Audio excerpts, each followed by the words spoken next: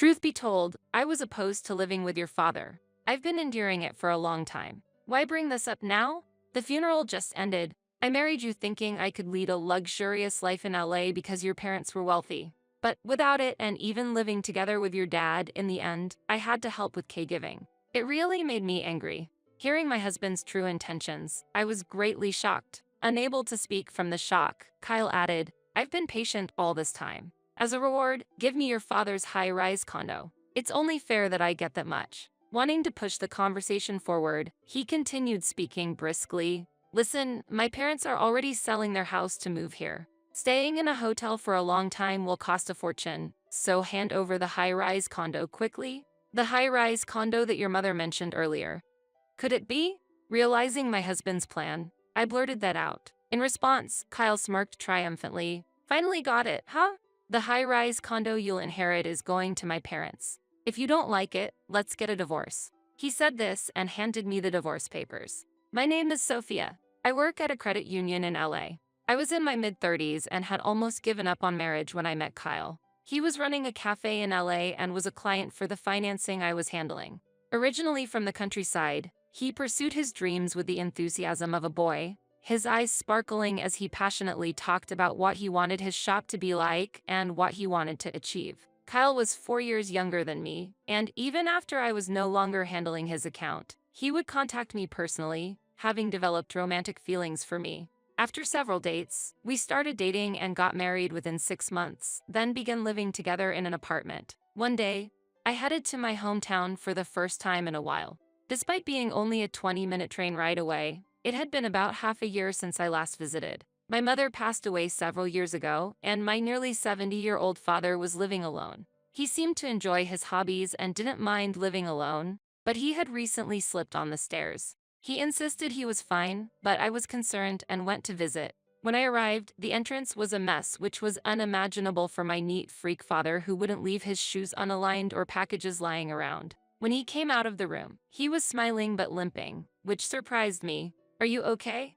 I asked worriedly as I approached him to ask how he was feeling. He seemed a bit embarrassed and replied, It's probably my age, but I end up like this over little things. It's troubling how slowly I heal. Don't overdo it. Shall I carry these packages to your room? Is there anything else I can help with? When I asked, my father scratched his head and said, I'm sorry. Seeing my father after such a long time, he seemed visibly smaller than before. His limp made him appear frail. I couldn't help but worry about him living alone. With no close relatives nearby and my job to consider, commuting daily to my father's house was challenging.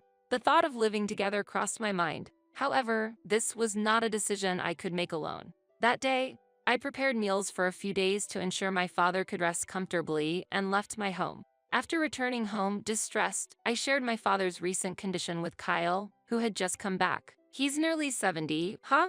That must be tough. Yes, it is. With his leg condition, I'm sure even shopping is a struggle. I wish I could go every day to check on him, but that's difficult. True, your workplace is in the opposite direction. So, if it's okay with you, could we consider living with my dad? Kyle looked surprised and his eyes widened. I couldn't tell if his reaction was positive or negative, and I felt a bit anxious. I intend to contribute to the living expenses. There's no rent, and it would be closer to your cafe. My commute would be a bit longer, though, but I think there are no downsides for you.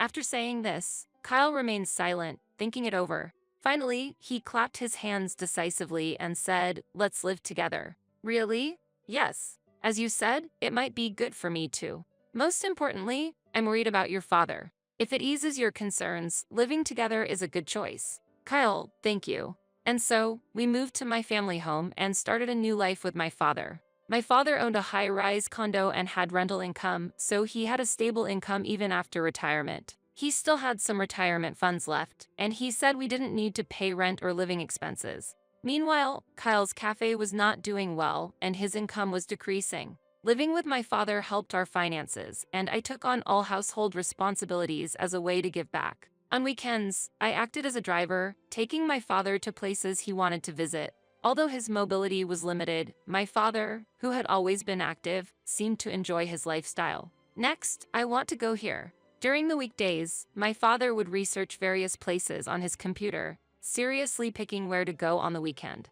When he decided, he always reported back to me with a smile. For me, going to the places my father was interested in became a highlight of my weekends, and a good relationship was established between Kyle, my father, and me. I felt the decision to live together was the right one. However, these peaceful days did not last. One day, my father fell indoors and became bedridden, not just limping anymore. It was then that Kyle began to show his true colors. I thought, Dad's lunch is still here. When I returned from work, I found my father's lunch, which I had prepared in the morning, left untouched in the kitchen, and I instantly had a bad feeling. I rushed to my father's room. Dad, what happened to your lunch? Are you feeling ill? Welcome back, Sophia. My condition is the same as usual. I'm fine. Did Kyle forget to prepare it again? Kyle is busy with his work. It's understandable he forgets. Despite my father defending him, I was upset with Kyle's recent behavior. This was not the first time Kyle had failed to serve my father's lunch. Since my father became bedridden and could no longer leave his room on his own, I had relied on Kyle, who started work later, to provide lunch for him. However, though my father required caregiving, Kyle was clearly reluctant in taking care of him, and he only helped a few times. After that, he began to refuse, making excuses, and neglecting my father. Even when I asked for help, Kyle's attitude did not change. On the contrary, he started to speak harshly. Why do I have to take care of your dad? But you agreed to live together, didn't you? But I never said I'd do caregiving. Since we started living together, Kyle had been receiving a significant amount of financial support from my father for his store. In such a situation, I was angry with my husband for complaining about caregiving and not showing gratitude. Moreover, complaints came from his parents too. We thought it was wonderful to live in a single-family home in LA, but to think you moved in together just to make Kyle take care of your father. What? I didn't mean that. Moving in was a decision made together with Kyle. Kyle said he accepted because you pushed him hard. I feel sorry for Kyle. You should manage your own parents' issues yourself. My mother-in-law shouted this and hung up the phone before I could argue. I was upset not only by Kyle's portrayal of our situation to his parents, but also by my mother-in-law's response. Despite knowing that my father had become bedridden, his parents did not offer any words of concern for his health or any appreciation for me. The call from my mother-in-law brought not only anger but also sadness. I thought, can I really consider them as family if they don't cooperate in such circumstances? Thinking this, I spent my days overwhelmed with work, household chores, and caring for my father. After a while, my father passed away. Although he used to enjoy going out, after becoming bedridden, he appeared cheerful but gradually became depressed and lost his appetite. Until the end, he acted cheerful, saying, "Don't worry, I'm fine," and concerned about whether I was getting along with Kyle. Looking back, I feel I burdened him greatly. After my father's funeral, regret continued to pierce my heart. I tormented myself with self-loathing, wondering if I could have done more, or if discussing things properly with Kyle could have spared my father the worry. At that moment, I heard the door open and looked towards the entrance. I thought it was Kyle returning home, but his parents followed him inside. I hurried to the entrance. "Father or mother, thank you so much for coming all this way." Kyle's parents had traveled several hours by train from their home, staying at a hotel to attend the wake and funeral. I expressed my sincere gratitude. However, the response I received was unexpected. "Don't mention it. More importantly, when would be a good time to move? We'd like to do it as soon as possible." I was confused, not understanding what they were talking about. But despite my confusion, my mother-in-law continued the conversation. "I've always dreamed of living in the heart of the city. A high-rise condo, I never imagined it. It's like a dream, isn't it? Yes, the view must be amazing.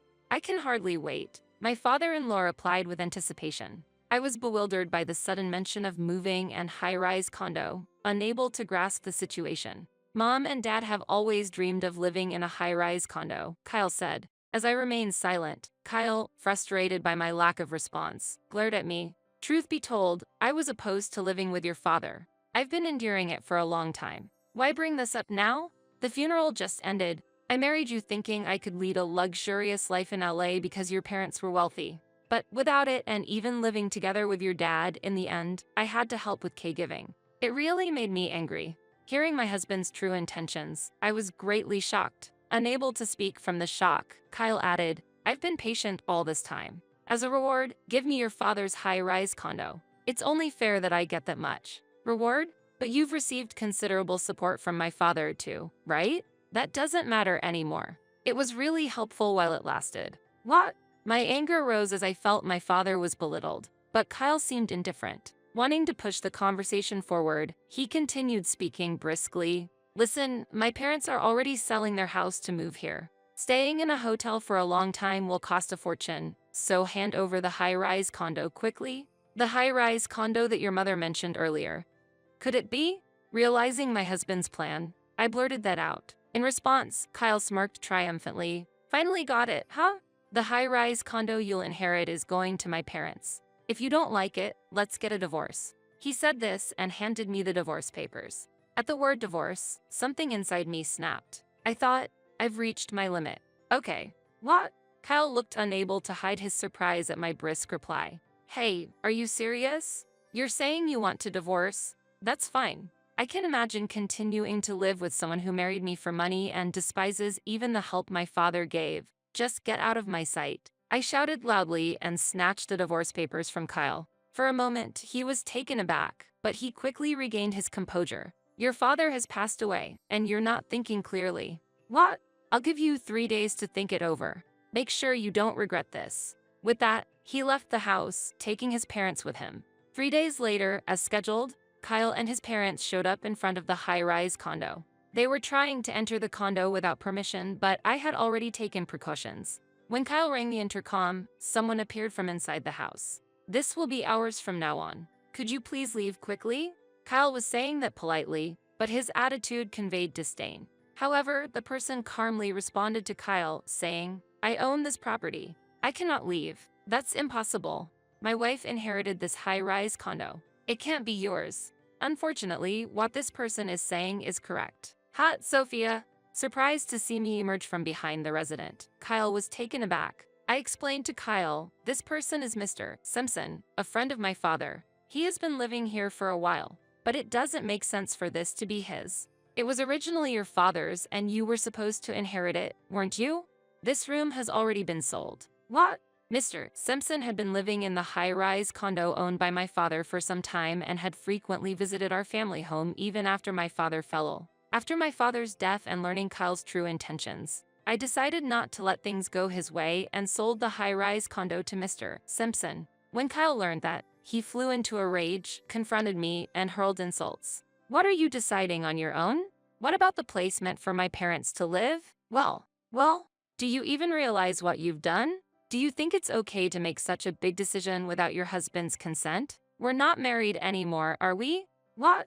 Surprised by my response, I calmly answered. You said if I didn't want to hand over the high-rise condo, we should get a divorce. That's invalid. You tricked us, so I won't divorce you until you've paid for your mistakes. If you say you'll buy back the high-rise condo for my parents, I might consider not getting a divorce. I was just dumbfounded by Kyle's claim. I regretted ever marrying such a self-centered person. Unfortunately, the divorce papers have already been submitted. You brought the filled-out divorce papers, didn't you? Also, I plan to sue you for compensation. Compensation? Don't joke. I haven't done anything to be sued for. At the word compensation, Kyle seemed to care less about the divorce and made a fuss. I was confident of my victory. Let me explain that in detail as a lawyer.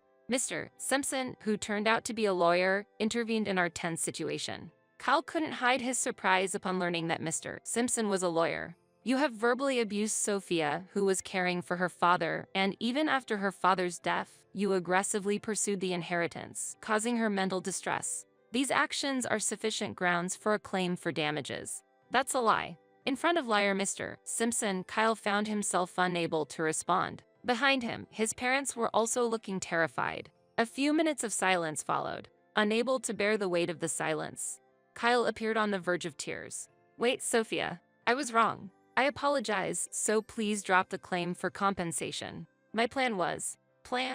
I intended to clear my debts by giving the high-rise condo to my parents. Kyle pleaded, but it was no longer of any concern to me.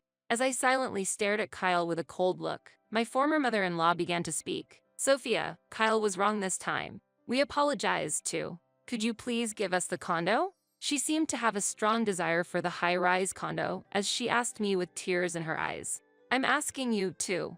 Her husband added desperately, but my anger was not appeased. No matter how much my former husband and his parents apologized, my heart would not be swayed. Isn't it too convenient to apologize and seek forgiveness now? The condo is already Mr. Simpson's, and I will claim compensation. Please never show yourself in front of me again. As I spoke coldly, Mr. Simpson continued as if to support me.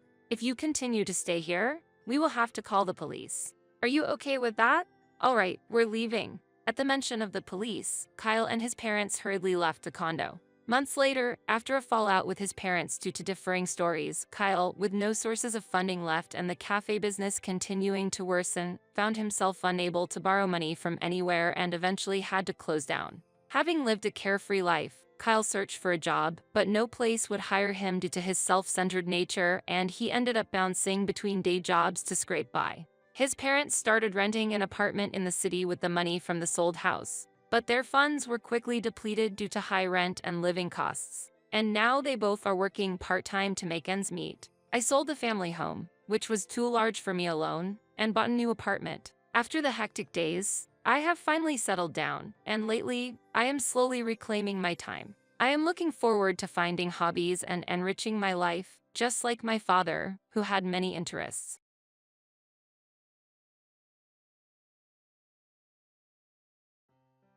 When Eric, my husband, learned that I could not inherit my father's fortune, he flew into a rage. Wait, what? You won't inherit the money? Then you're of no use to me. I want a divorce. After that declaration, he quickly remarried my sister. I took my revenge on them. I am Angela. I am 32 years old and an employee at a general company. It's been 2 years since I married Eric. Our marriage was arranged by our relatives. Our family, while small, owned property, and my sister Mari and I were the only daughters without sons. Relatives were then naturally concerned about who would take over the estate, so they recommended a husband who didn't mind marrying into our family. After the marriage, Eric, who wasn't adopted into the family, started living with us at the family home. My mother passed away a few years ago.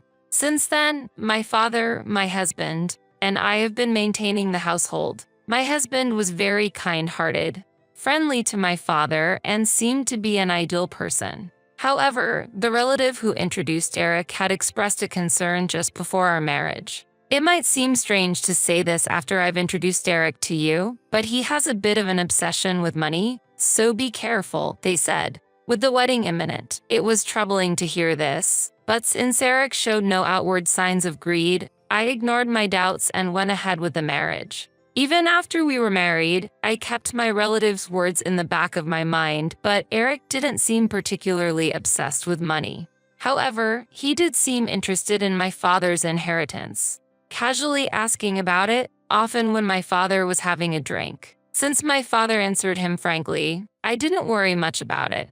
My husband also had another interest, my sister. She was 5 years younger than me, and in contrast to my calm demeanor, she was lively and energetic, with a glamorous social life with men. We didn't look alike, so when my husband first met my sister, he was surprised and muttered, "Your sister has a completely different vibe from you, doesn't she?"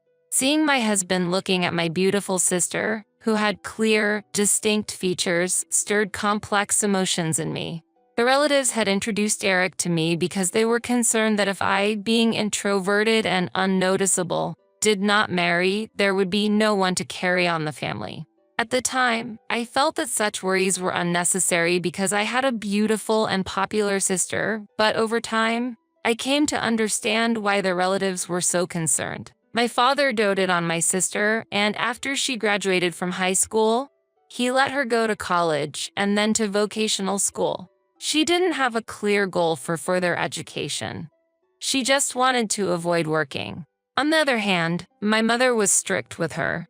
She urged my sister to get a job immediately after college. But my father overruled my mother and allowed my sister to go to vocational school. After graduating from vocational school, my sister got a job through one of my father's acquaintances, but quit after just half a year. Her reason for leaving was surprising. I can't make use of my skills at that company.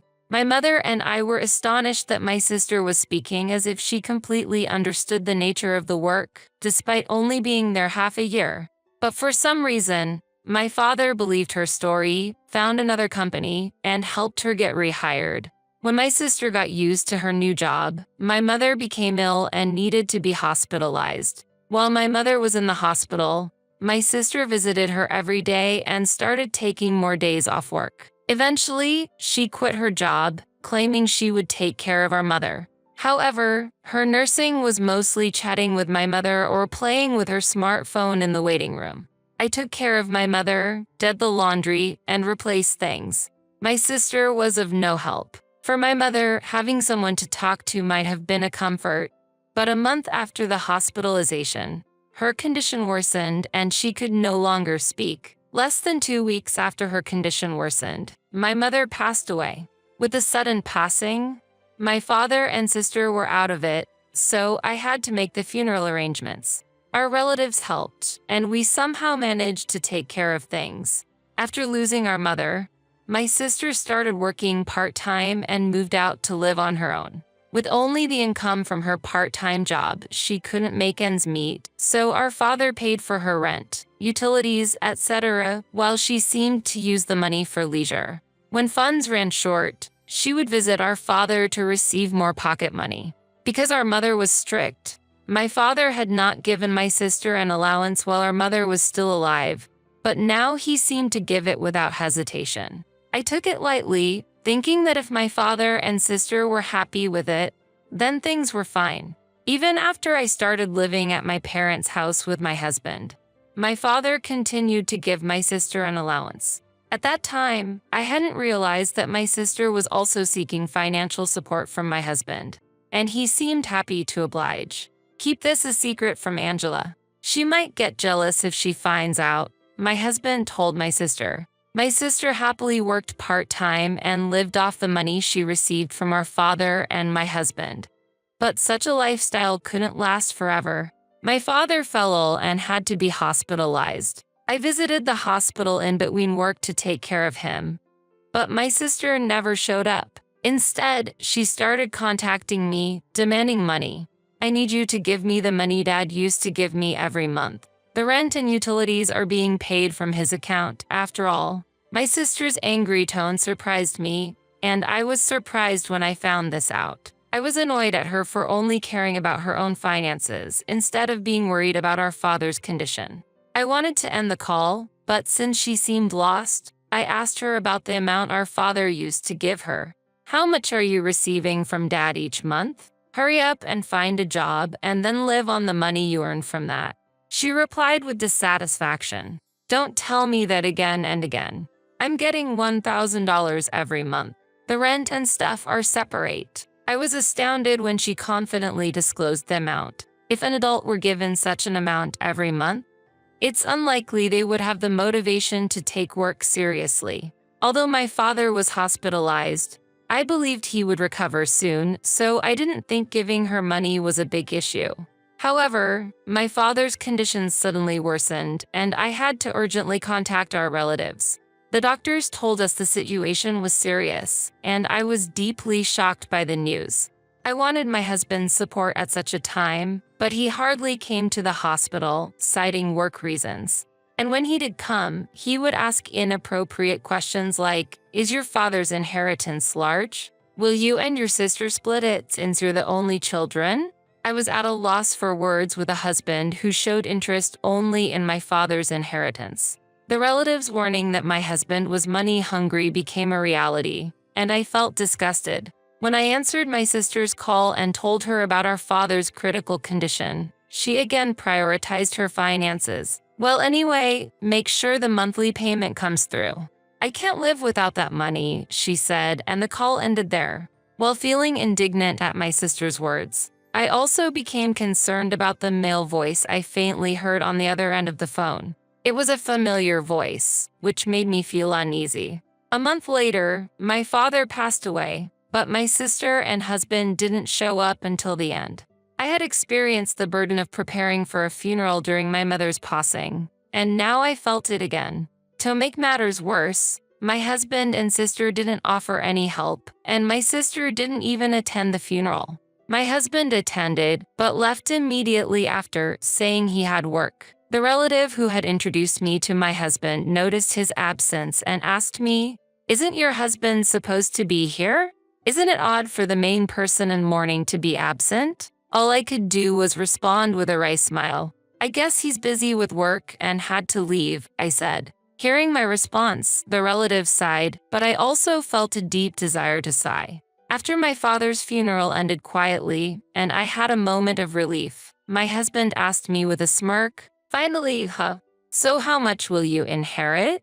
Even half would be a substantial amount, right?" As the relatives had warned me before the marriage, it seemed that my husband's mind was filled with thoughts of my father's fortune. Disappointed in his inappropriate remarks, I responded casually, "My sister gets $10 million and I get nothing." Legal consultations hadn't even started, and I had yet to sort out my feelings just after the funeral. Seeing my husband gleefully talk about the inheritance, I couldn't help but laugh out of anger. Taking my words seriously, my husband immediately raised his voice. "What, you can't inherit the fortune? Then you're of no use to me. I want a divorce." I felt the same way and gladly agreed to his proposal. "That's fine. It's clear that you married me for my father's inheritance from the start. I'll gladly divorce you." I shouted this as I thrust the already prepared divorce papers at him. Caught off guard that I had the divorce papers already, my husband was a bit shaken, but quickly signed them. As he left the house, he said, "I'm divorcing you, who got zero from the inheritance, to remarry your sister Mary and get $10 million. Unaffected by his words, I immediately went to the legal office and filed for divorce. In the end, I was able to cut ties with a heartless man who was only obsessed with money. The next day, my ex-husband rushed to submit a marriage registration to marry my sister. A few days later, he called me. Still believing the previous story, he raised his voice. "When will the inheritance division begin? Hurry up and give Mary $10 million. I was quietly waiting for his call. I had no intention of going out of my way to contact him after he left the house. I responded to my ex-husband in a business-like tone. "Let's meet at our house this Sunday. I'll be waiting to discuss things then." My ex-husband, believing he was to receive an inheritance, seemed ecstatic after hanging up. However, the thought of seeing his reaction when he learned the actual facts was a sort of pleasure for me. When the weekend came and my ex-husband and sister arrived at our family home, they were surprised to find that I had invited a lawyer. But my ex-husband began to speak as if he were still satisfied. Of course, when inheriting a large sum of money, the presence of a lawyer is required. The lawyer then began to speak to my ex-husband with a puzzled look. "There is the matter of the inheritance. But before that, there is the issue of the compensation claim from Angela to you, Eric." As he said this, he showed him some photos. The photos captured my ex-husband leaving my sister's house, with the dates clearly marked. The lawyer continued to explain in detail to my ex-husband. "Here are photos that serve as evidence of infidelity before the divorce was finalized. Therefore, a payment for compensation is necessary."